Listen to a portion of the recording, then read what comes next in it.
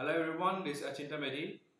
So in this video, I'll discuss about some point group of some molecule which doesn't have any axis of symmetry. And in the previous video, I have discussed about some point group of molecules which have one axis of symmetry or more than one axis of symmetry. And if you have not watched those previous videos, then links are given in the description below. And let's start this video. तो इस video में हम उन molecule को discuss करेंगे, उन point group को discuss करेंगे जिसमें किसी भी तरह का एक्सिस ऑफ सिमेट्री नहीं होता है। प्रीवियस वीडियो में हमने पढ़ा है कि पहला वाला जो प्रीवियस वीडियो था उसमें पढ़ा था कि उस पर एक ही एक्सिस ऑफ सिमेट्री होता था। नेक्स्ट वीडियो में हमने पढ़ा कि अगर एक से ज़्यादा एक्सिस ऑफ सिमेट्री होता है। अभी इस वीडियो में पढ़ेंगे कि अगर एक्सिस ऑफ सिमेट्री नहीं होता है, कुछ मॉलिक्यूल पे एक्सिस ऑफ सिमेट्री नहीं होता है, तो उस पे किस तरह का पॉइंट ग्रुप होगा। तो पहला जो पॉइंट ग्रुप है वो है सी एस। ठीक है, तो सी एस में होता है ई प्लस सिग्मा। तो ई मतलब क्या होता है? आइडेंटिटी। आइडेंटिटी उस मॉलिक्यूल का आइडेंटिटी सिमेट्री एलिमेंट। ठीक है, और ये तो पता ही है, ये सिग्मा प्लेन है, प्लेन ऑफ सिमेट्री होता है। तो प्लेन ऑफ सिमेट्री होगा लेकिन एक्सिस ऑफ सिमेट्री नहीं है। तो इसका एग्जाम्पल होगा ऐसा, suppose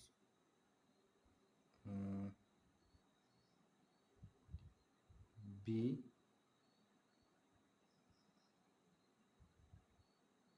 C L F B R, कुछ इस तरह का। मतलब इसका स्ट्रक्चर ऐसा होता है, बोरॉन इधर है, यहाँ पे क्लोरीन है, यहाँ पे फ्लोरीन है और यहाँ पे ब्रोमीन है। मतलब ब्रोमीन में तो तीन ही ग्रुप लगता है ना, तो तीन ग्रुप में से तीनों के तीनों अलग अलग है, क्लोरीन फ्लोरीन ब्रोमीन। ठीक है, तो पे इस पे क्या, अगर आप देखोगे यहाँ पर, अगर सोचो कि यहाँ पर एक्सिस ऑफ सिमेट्री है।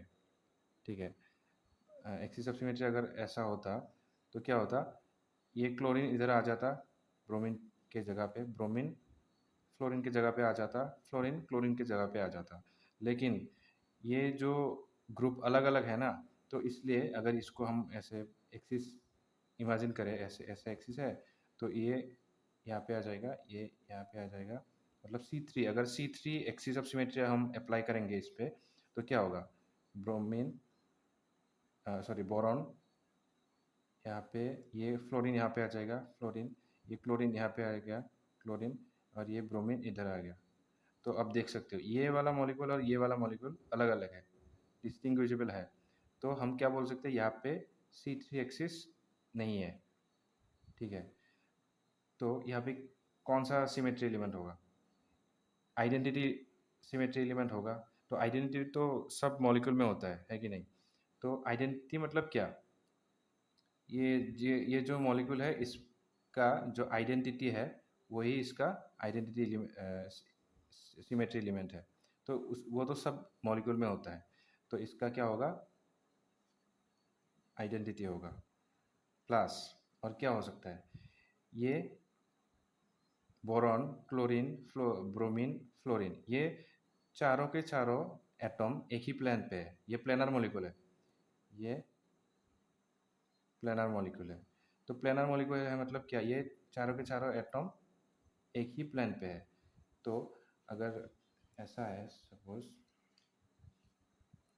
ये यहाँ पे बोरॉन है, यहाँ पे क्लोरीन है, ब्रोमीन फ्लोरीन। ठीक है, तो इसका जो प्लेन होगा ऐसे, तो ये एक प्लेन में ही है, प्लेनर मॉलिक्यूल है ये।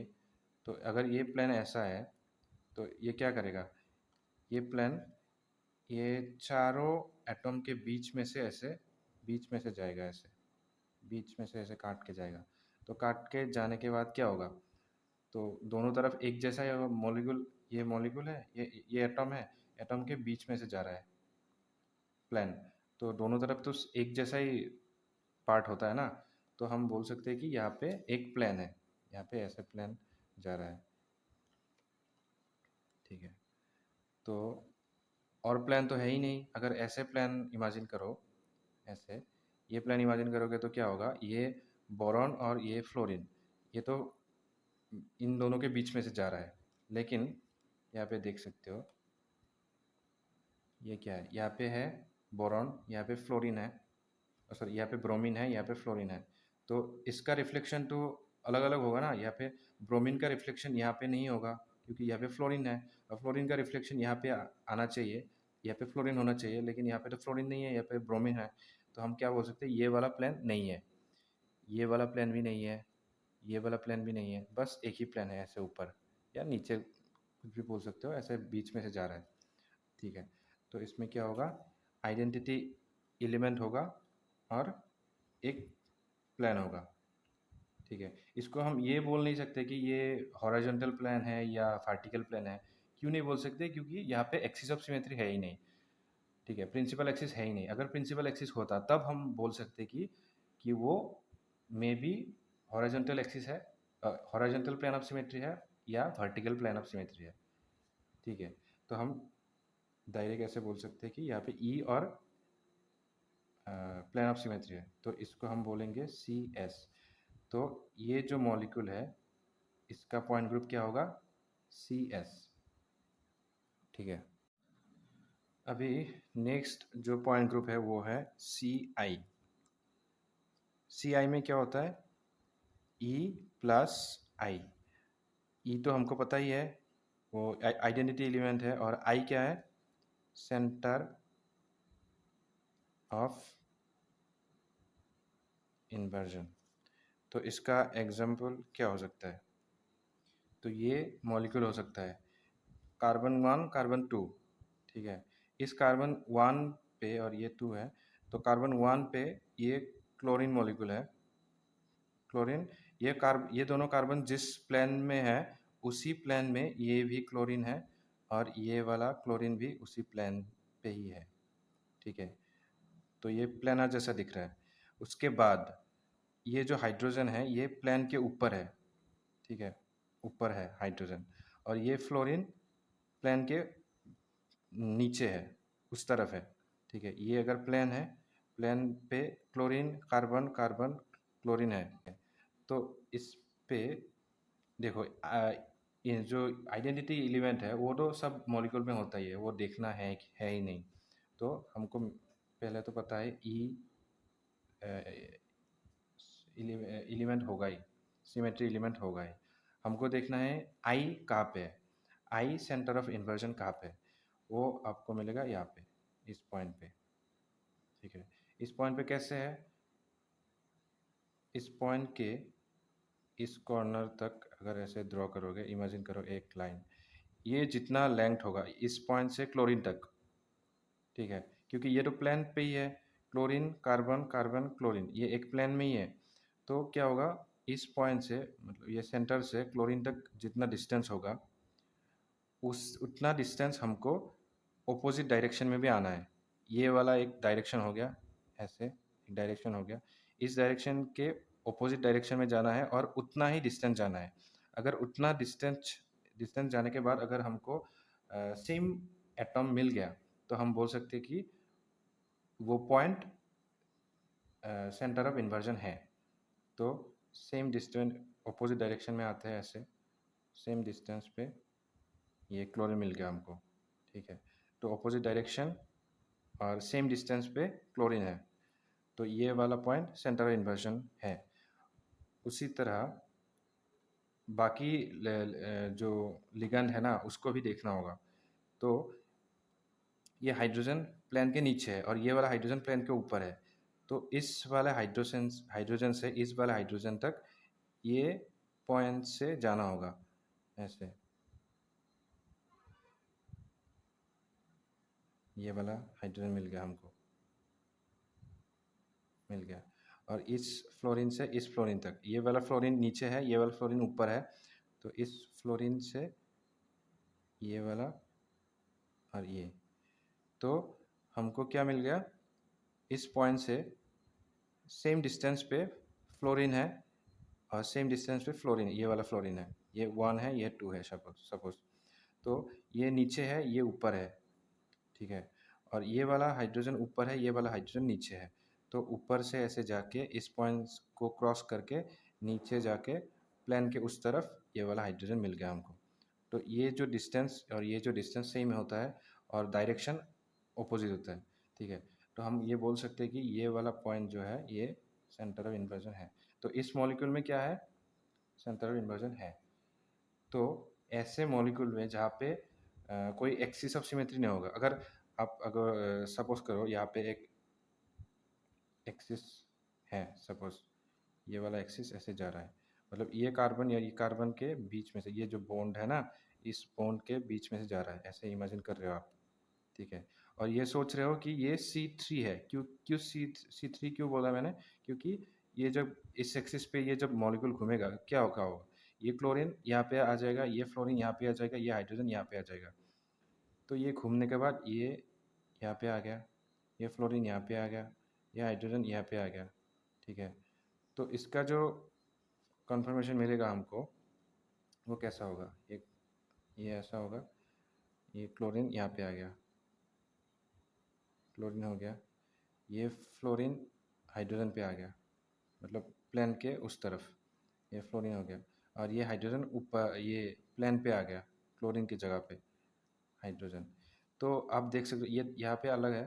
तो ये देख सकते हो कि यहाँ पे ये वाला पोर्शन और ये वाला पोर्शन दिखने में डिस्टिंग्विजेबल है, लेकिन हमको चाहिए इनडिस्टिंग्विजेबल, ठीक है। तो ये हम बोल सकते हैं कि यहाँ पे C3 एक्सिस नहीं है, ठीक है। तो जो भी मॉलिक्यूल में सिर्फ आइडेंटिटी एलिमेंट और इन्वर्जन होगा, सेंटर ऑफ इन्वर्जन होगा, तो उस मॉलिक्यूल वो जितने भी मॉलिक्यूल होते हैं उनमें क्या होता है, CI पॉइंट ग्रुप होता है। नेक्स्ट जो पॉइंट ग्रुप है वो है C1। तो C1 पॉइंट ग्रुप में क्या होता है, सिर्फ आइडेंटिटी होता है, आइडेंटिटी एलिमेंट, बाकी कुछ नहीं होता है, एक्सिस ऑफ सिमेट्री नहीं होता है, प्लेन ऑफ सिमेट्री नहीं होता है, इन सेंटर ऑफ इन्वर्जन नहीं होता है, बस आइडेंटिटी एलिमेंट होगा। तो एग्जांपल हम लेते हैं, कार्बन है इधर, ये फ्लोरीन, हाइड्रोजन, प्लेन के ऊपर ब्रोमीन है और प्लेन के नीचे क्लोरीन है, ठीक है। तो ये फ्लोरीन, कार्बन और हाइड्रोजन ये एक प्लेन में, ये जो पेपर का प्लेन है ना, ये इस प्लेन पे ही है, फ्लोरीन, कार्बन और हाइड्रोजन। और ये ब्रोमीन कहाँ पे है, प्लेन के ऊपर है, कार्बन से ऐसे ऊपर यहाँ पे फ्लोरीन ब्रोमीन है। और क्लोरीन कहाँ पे है, प्लेन के नीचे है, ठीक है। तो ऐसे डैश से हम ऐसे दिखा सकते हैं। तो अभी क्या होगा, यहाँ पे आप अगर एक्सिस ऑफ सिमेट्री देखना चाहो तो क्या होगा, ऐसे आप इमेजिन कर सकते हो, ये एक्सिस है सपोज, ठीक है। तो ये एक्सिस कहाँ से जा रहा है, फ्लोरीन और कार्बन के ये बॉन्ड के बीच में से जा रहा है।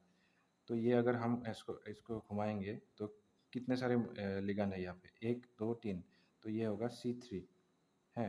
तो जब हम C3 एक्सिस अप्लाई करेंगे इसमें तो क्या होगा, ये वाला हाइड्रोजन ब्रोमीन के जगह पे आ जाएगा, ब्रोमीन क्लोरीन के जगह पे आ जाएगा, और क्लोरीन ऐसे घूम के हाइड्रोजन के जगह पे आ जाएगा। तो इसका जो ये फ्लोरीन तो चेंज नहीं होगा क्योंकि फ्लोरीन वो एक्सिस पे ही है। तो क्लोरीन आ गया हाइड्रोजन की जगह पे, तो क्लोरीन आ गया इधर, हाइड्रोजन ब्रोमीन की जगह पे आ गया, हाइड्रोजन, और ब्रोमीन क्लोरीन पे जगह पे आ गया, ये ब्रोमीन, ठीक है। तो ये दोनों मॉलिक्यूल को आप देख सकते हो, ये डिस्टिंग्विजेबल है। तो हम ये बोल सकते हैं कि यहाँ पे C3 एक्सिस नहीं है, ठीक है। तो आप C2 एक्सिस भी देखना चाहोगे तो आप देख सकते हो, C2 एक्सिस भी नहीं मिलेगा आपको, C3 भी नहीं है, और सेंटर ऑफ इन्वर्जन तो है ही नहीं, क्योंकि अगर ये सेंटर है, ये सेंटर है, इसका इन्वर्जन क्या होगा, ये फ्लोरीन के ऑपोजिट डायरेक्शन में यहाँ पे फ्लोरीन होना चाहिए, ठीक है। अगर यहाँ पे फ्लोरीन होता तो हम बोल सकते हैं कि यहाँ पे सेंटर ऑफ इन्वर्जन होगा। ये हाइड्रोजन यहाँ पे है, इस ऑपोजिट डायरेक्शन में यहाँ पे भी हाइड्रोजन होना चाहिए। अगर हाइड्रोजन नहीं है तो हम बोल सकते हैं यह सेंटर ऑफ इन्वर्जन नहीं है। ब्रोमीन के ऑपोजिट डायरेक्शन यहाँ पे, ऑपोजिट डायरेक्शन में यहाँ पे भी एक ब्रोमीन होना चाहिए, तब हम बोल सकते हैं कि सेंटर ऑफ इन्वर्जन है। और ये क्लोरीन तो प्लेन के उस तरफ है ना, तो प्लेन के ऊपर भी एक ऐसे क्लोरीन होना चाहिए, तब हम बोल सकते हैं कि सेंटर ऑफ इन्वर्जन है। तो अभी तो है ही नहीं, ये मॉलिक्यूल है, तो इसमें क्या है, सिर्फ ई है। तो जब सिर्फ ई होता है तब पॉइंट ग्रुप होता है C1। ठीक है। Thank you so much for watching this video. If you like it, please subscribe my channel and share with your friends.